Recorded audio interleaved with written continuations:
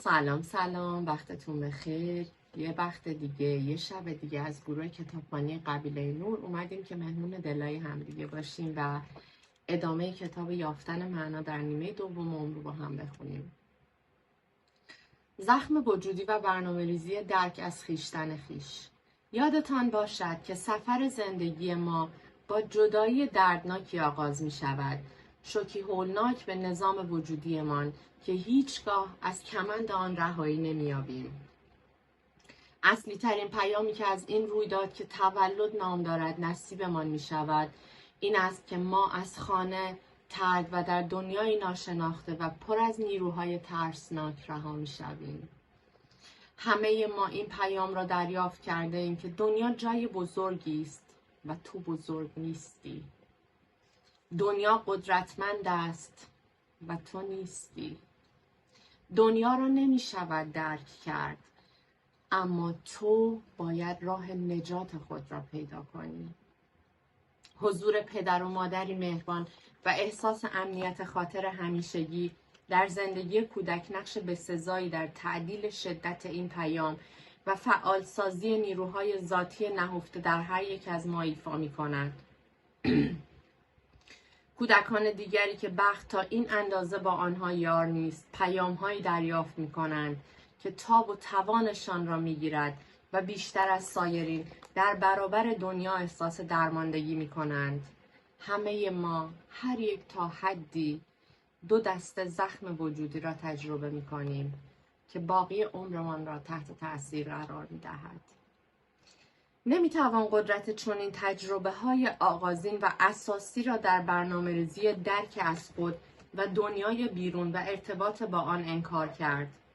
در سالهای ابتدایی زندگی که من هنوز در آن چندان رشد نکرده است تا دنیا و گزینه‌های موجود در آن را بررسی کند و احتمالات موازی را یاد بگیرد و تفاوت علت و معلول اتفاقات را بهتر درک کند، ما تنها محدود به تجربه دنیای پیرامون خود هستیم که انسانشناسان و روانشناسان کهن الگویی به آن تفکر جادویی میگویند. تفکر جادویی نتیجه ناتوانی در تمیز دادن خود از دنیاست. کودک به این نتیجه میرسد که دنیا برای من مثل پیام کدگذاری شده است. گزاره‌ای درباره من، درباره اینکه چطور به من ارزش داده میشه و چطور قرار رفتار کنم. به عبارتی دیگر، من همون چیزی هستم که واسم اتفاق میفته یا به سرم میاد. چند دهه بعد ممکن است بهتر بتوانیم تفاوت‌ها را متوجه شویم.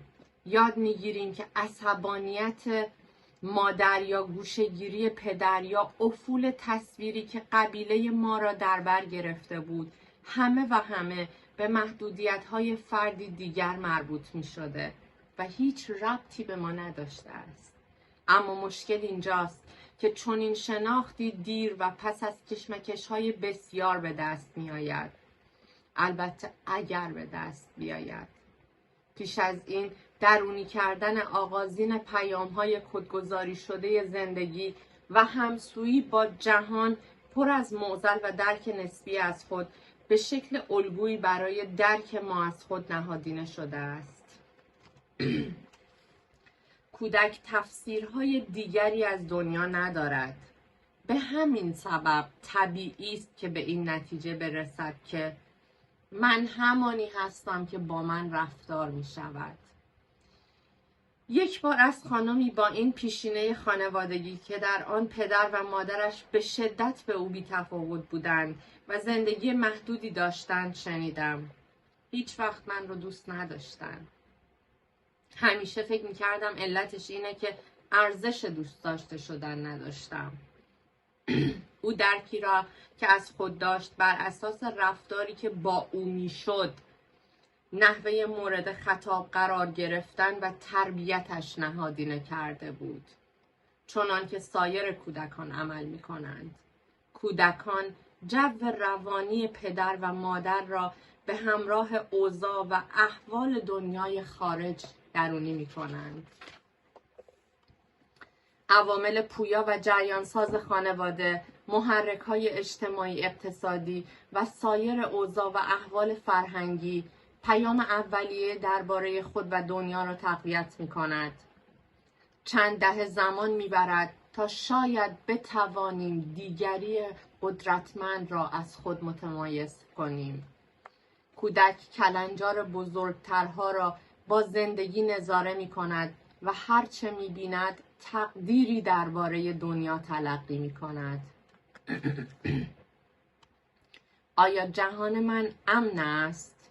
آیا این جهان مرا پرورش و توسعه می‌دهد و می‌توانم به آن تکیه کنم، یا آنکه حواسش به من نیست، با من سر جنگ دارد و برایم مشکل ساز می‌شود؟ من کودک دوره جنگ جهانی دوم با اینکه امنیت شخصی داشتم به این نتیجه رسیدم که دنیا جای خطرناک و هولناکی است، چون محیط متلاطم پیرامونم را حس می‌کردم. ارزش‌های بنیادین زندگی به همین شکل ابتدایی چارچوب پیدا می‌کند و به گونه‌ای نهادینه می‌شود که بعدها در موقعیت‌های بسیار متفاوت نمودار می‌گردد. اعتماد، بی‌اعتمادی، روی آوردن، اجتناب کردن، صمیمیت، دوری کردن، سرزندگی، افسردگی و به همین منوال. باید به خاطر داشته باشیم که این اتفاقات تا چه حد تصادفی است. همه چیز از چرخش روزگار بیرون می آید و هیچ ربطی به ماهیت کودک ندارد. با همه اینها اغلب اوقات چون این رویدادهایی بر رابطه فرد بزرگسال با دنیا چیره می شود و درکی از خود و دنیا را در فرد نهادینه می کند. بله، خویشتن خویش فعال است و دائما اعتراض خود را به چنین تسلیمی از طریق نشانه‌های ناخوش احوالی بروز می‌دهد. اما نیروهای پیام‌های اولیه بیش از حد قدرتمند هستند و نمی‌شود به راحتی با آنها مقابله کرد، به ویژه زمانی که در سطح ناخودآگاه در جریان هستند.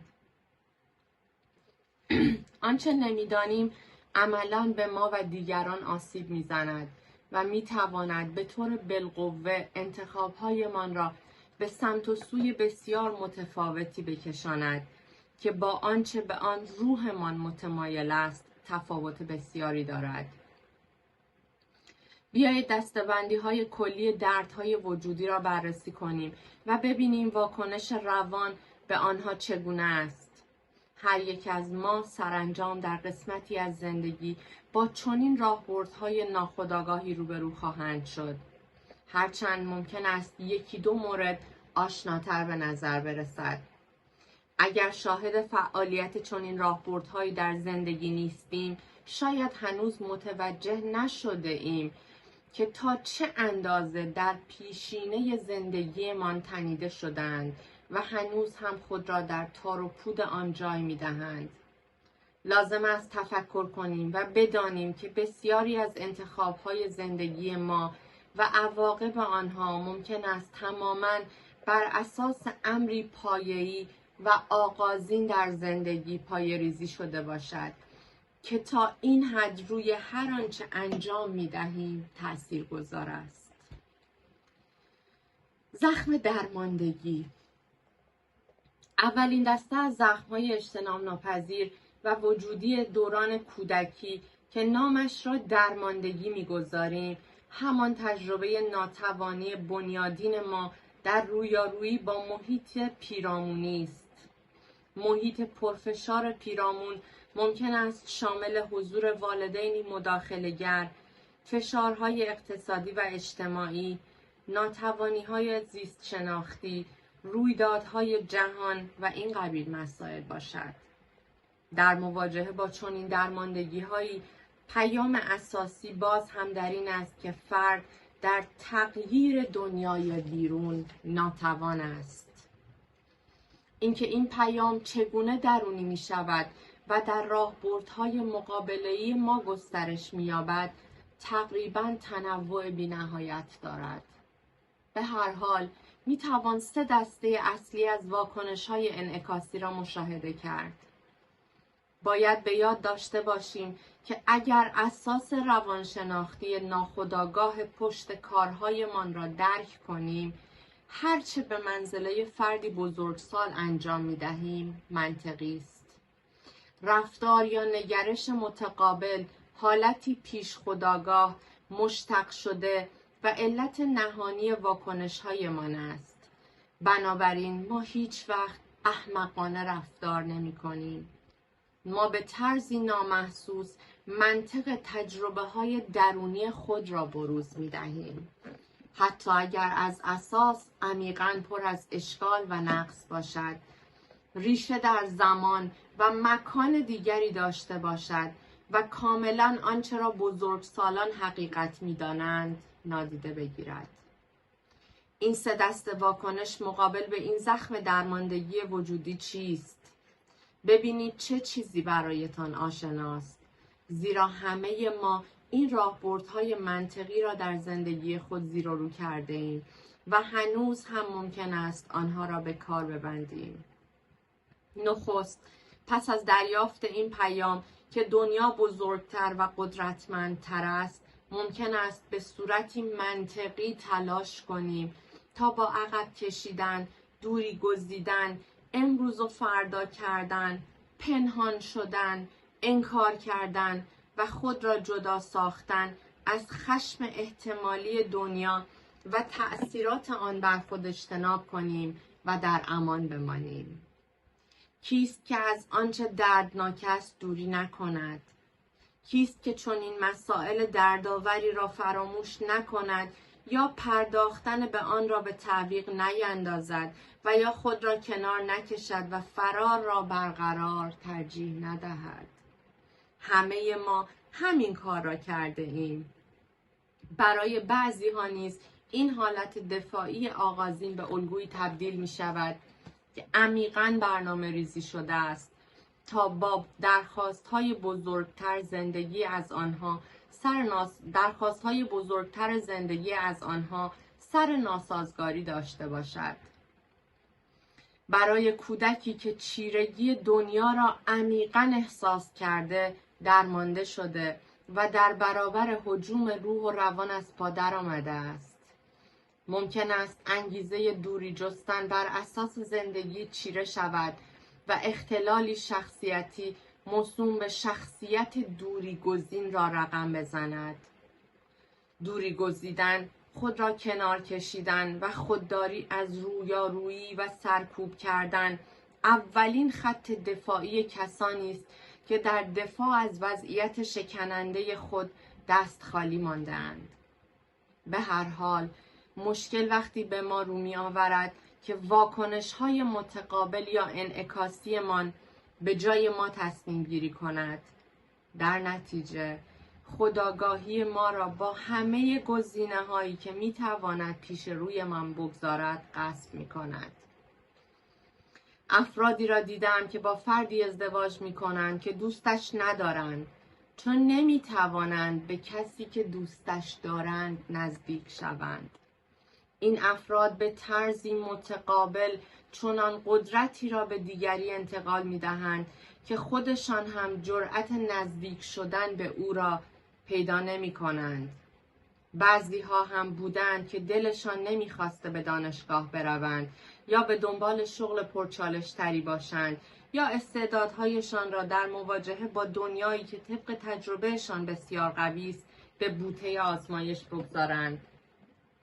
دومین واکنش منطقی به درماندگی در تلاش‌های مکرر ما برای مهار کردن موقعیت دیده می شود. در ساده ترین شکل ممکن، کودکی که عمیقاً مورد سوء استفاده قرار گرفته، ممکن است همسو با پیام اساسی که نهادینه کرده است، به فردی ضد اجتماع تبدیل شود.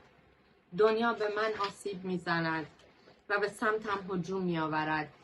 باید تو اول به آن حمله کنی و اگر این کار را نکنی به تو هجوم می‌آورد و به تو آسیب می‌رساند.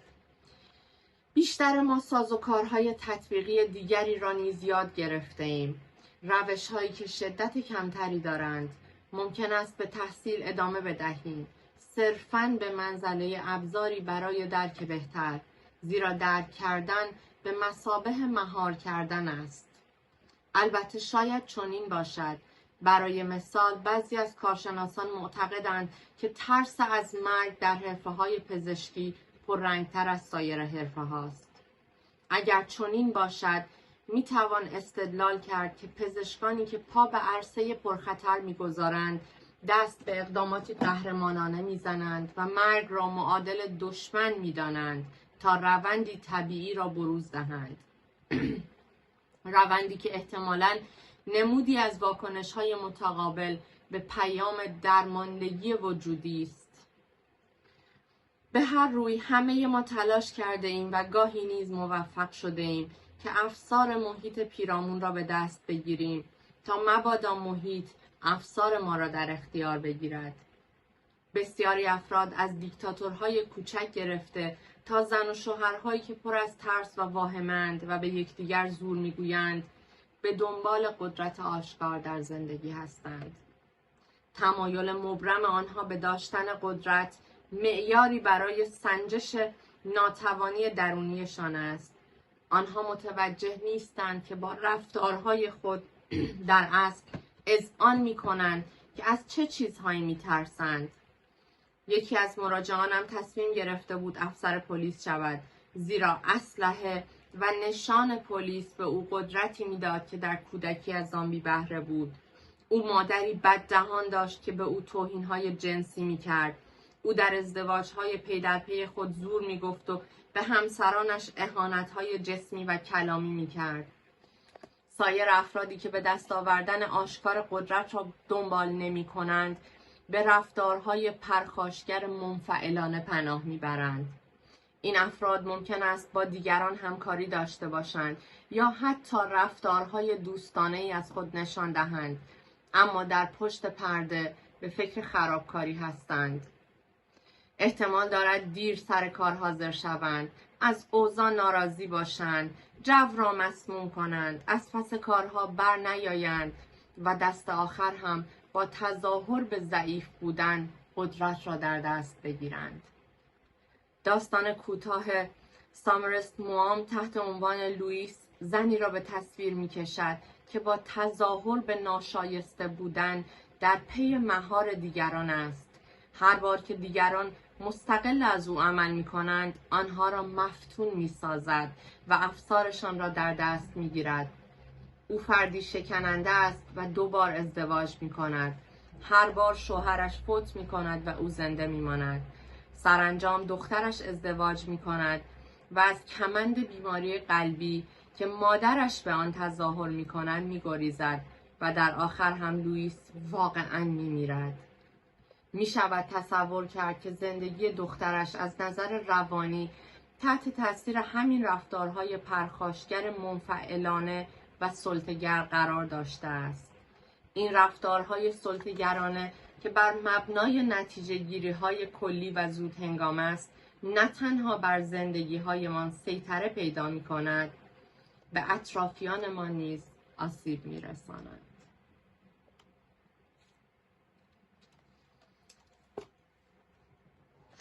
امیدوارم که لذت برده باشین. میریم برای آرزوی امشبمون. امروز با یکی از دوستای خیلی عزیزم داشتم صحبت میکردم که آدم موفقیه، خیلی چیزا تو زندگیش داره. مادی شاید نه، ولی معنوی خیلی چیزا رو داره که خیلی از آدم ها حسرت میخورن که جایگاه اونو داشته باشن و اون عزیز دل هیچ کدوم اینها به چشمش بزرگ نمی اومد و آرزوی امشب من اینه که امیدوارم خدا اون بینشی رو به ما بده که هر نعمتی رو که تو زندگی داریم با ذکر جزئیات ببینیم. من نه آدم پولداریم، نه آدم موفقیم، خیلی چیزا رو ندارم ولی به داشته هم میبالم و از زندگیم راضیم، از زندگی راضیم و خدا رو شکر میکنم. امیدوارم که به زودی زود همه اطرافیان ما، همه آدمای دنیا از داشته هاشون راضی بشن، نیمه پر لیوان رو ببینن. خدا خیلی بزرگه. اگه سختی هم تو زندگیمون پیش میاد، قراره که یا خدا قدرتمون رو به همون نشون بده یا یه چیز قشنگتری پشت این سختی هاه. و وقتهای خوبی داشته باشید، از زندگیتون لذت ببرید و یا